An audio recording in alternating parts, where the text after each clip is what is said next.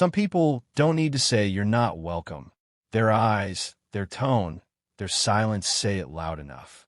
Nia Brooks learned that the hard way at 30,000 feet, that she'd barely buckled her seatbelt in Skylight Airlines' first-class cabin when she felt the shift, the kind that isn't turbulence but tension. Tension that thickens the air and tightens your chest. She was the only young black girl in a sea of pearl necklaces and tailored suits, and she knew some people didn't like that. Seat 2A belonged to her. A reward from her mom for straight A's.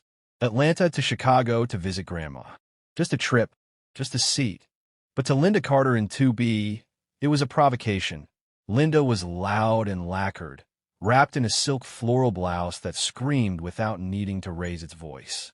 She clocked Nia with a narrowed gaze and a clenched jaw. "You sure you're in the right seat?" she asked, voice oozing with mock politeness. Nia inhaled slowly. "Yes, ma'am. 2A. Linda's lips curled. "First class." "Huh." Nia turned to the window, searching for calm in the runway lights. But Linda wasn't finished.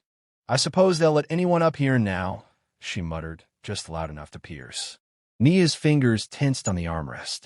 She prepared for takeoff. Not this. Not the slow unspooling of judgment in a space she'd hoped would feel like reward. "My mom saved up," Nia said, voice even. "She wanted me to have the experience.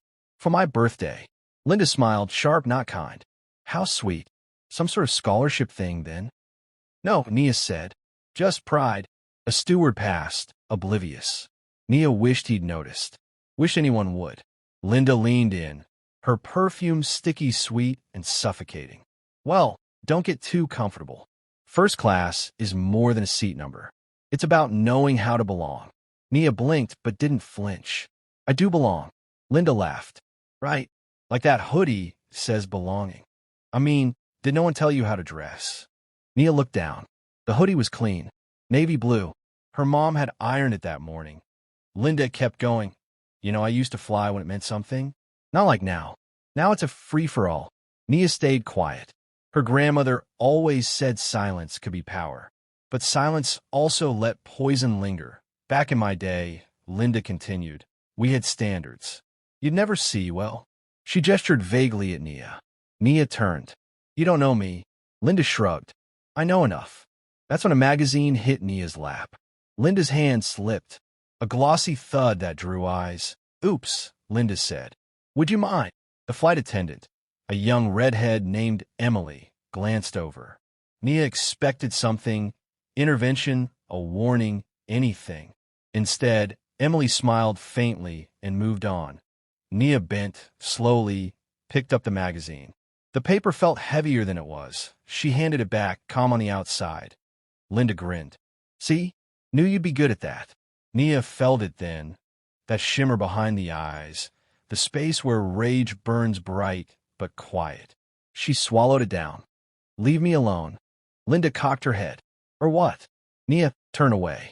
Her window reflected her own face, young, tired, proud. She thought of her mom's hands tying her shoelaces at 5, of staying up late to study, of the envelope with the ticket tucked under her pillow. She had earned this. The plane lifted off, and still, the weight pressed down. An hour passed. Nia sipped ginger ale and kept to herself. But the wound didn't fade. It itched. It stung. It burned. Then something changed. Seat 3C, a black woman in her 40s, stylish, calm, stood up and walked forward.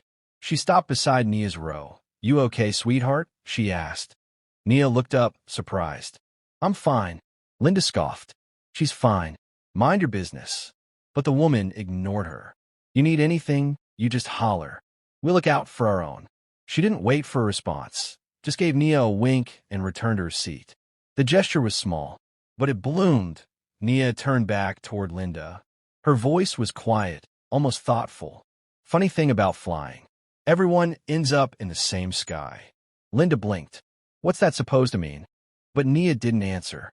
She leaned back, hands folded in her lap.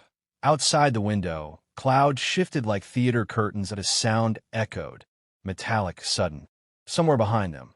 Then a gasp, then shouting, then blackout. Nia's hands trembled as she clutched her soaked backpack. her navy sweater clinging uncomfortably to her arms. The humiliation still burned hot on her cheeks, but her mother's voice echoed in her mind. You don't fold just because someone's staring. You rise. As the plane taxied to the gate, Linda crossed her arms with smug satisfaction, her voice slicing through the quiet cabin. Finally, let's get the trash off this plane. That did it. Nia turned, eyes red but fierce, her voice sharp and unwavering. You call me trash, a problem, out of place. But I stayed seated. I stayed quiet. I stayed calm. That wasn't weakness. That was restraint. Linda rolled her eyes. Save your little speech. You think anyone here cares? A voice from behind interrupted her. Actually, yes. We do. A man in a gray blazer from row 3 stood up, looking directly at Linda. You dumped water on a child. You humiliated her. And you think we didn't see it? You're wrong. Linda scoffed, but others were standing now, too. The woman in the silk scarf, who'd whispered sympathy earlier, placed a hand on Nia's shoulder. Sweetheart, you held your head higher than any of us. Don't let her dim your light. I have a daughter your age, said another woman. And if someone ever treated her like this, the words hung heavy. Something shifted. The silence that had protected Linda was cracking, replaced by murmurs of agreement, heads nodding, support swelling. Emily, the flight attendant, returned, this time with the supervisor in tow. His badge gleamed. Kenneth Miller, in-flight operations manager. He looked between Nia and Linda. I've just reviewed statements from multiple passengers and crew, he said, voice cool but firm. Ms. Carter, please step aside with me. Linda's jaw dropped. What? She's the one causing problems. Look at her. Kenneth raised a hand. Ma'am, enough. We have witnesses. Your conduct was inappropriate, hostile, and potentially violates federal regulations regarding harassment in flight. You will be escorted from the terminal for further questioning. The color drained from Linda's face. You can't be serious. Kenneth turned to Emily. Please document this and contact gate security. Linda sputtered in disbelief as 2 uniformed airport staff approached. Her voice lost its venom. This is ridiculous. This is just reverse racism. Kenneth didn't flinch. This is accountability. As Linda was guided down the aisle, still protesting, Nia remained frozen. The moment felt surreal. But when Linda passed her row, their eyes met. One last glare, hollow and powerless. Then she was gone. The cabin exhaled.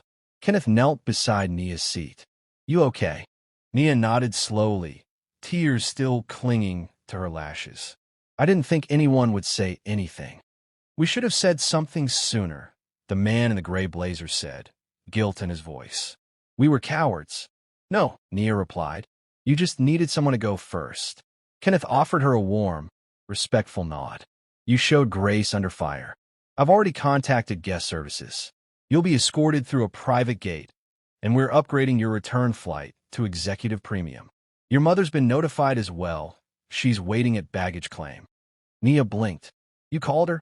She called us, Kenneth smiled. Apparently, she knows how to get through to the CEO of Skylight Airlines in under 5 minutes. A laugh bubbled out of Nia's throat. Light, shaky, but real. Yeah, that sounds like her. Passengers let her exit first. They smile now, not with pity, but respect. Nia walked slowly down the jet bridge, her spine straighter than before. The Chicago air hit her like a cleansing wave. And then, at the gate's end, arms crossed, lips pursed, eyes filled with fire, stood her mother. Baby, she breathed, enveloping Nia in the tightest, safest hug she'd ever felt.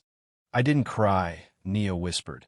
Yes, you did, her mother said gently, brushing a tear from Nia's cheek. And that's okay. But you didn't bow. You didn't break. They stood like that a moment longer. Then her mother stepped back. We got a car waiting. Let's go see Grandma. As they turned, a woman from the flight jogged up. Miss Brooks, she said, holding out her business card. I work for a civil rights publication. Your story matters. If you're willing, I'd love to share it, with your permission. Nia took the card. Maybe, she said. Let me think about it. They walked through the terminal, side by side, mother and daughter. Heads turned. Whispers followed. But this time, Nia didn't feel small. She felt seen, not because of the stairs, because she finally saw herself. She belonged. And no one, not even Linda Carter, could take that away from her.